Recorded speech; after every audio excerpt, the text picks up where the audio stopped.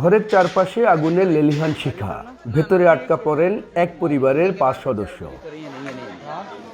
শনিবার রাত 1টার দিকে লক্ষ্মীপুর সদর উপজেলার ভবানীগঞ্জ ইউনিয়ন বিএনপির সহ সাংগঠনিক সম্পাদক বেলাল হোসেনের বাড়িতে আগুন দেয় দুর্বৃত্তরা। বাইরে থেকে ঝুলিয়ে দেওয়া হয় তালা।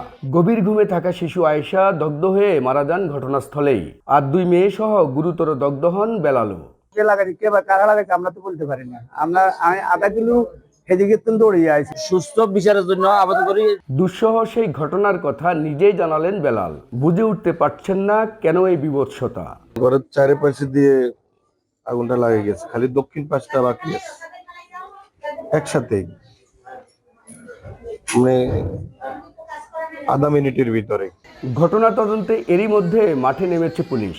খতিয়ে দেখা হচ্ছে নাশকতা কিনা। তদন্তক্রমে আমরা হয়তো সিদ্ধান্তে যেতে পারবো বা মূল বিষয়টি উদ্ঘাটন করতে পারবো। গুরুতর দগ্ধ 2 শিশুকে উন্নত চিকিৎসার জন্য নেওয়া হয়েছে জাতীয় বার্ন ইনস্টিটিউটে। লক্ষ্মীপুর সদর হাসপাতালে চিকিৎসা নিচ্ছেন বেলাল। মাঝারুল আনোয়ার টিপু, সময় সংবাদ, লক্ষ্মীপুর।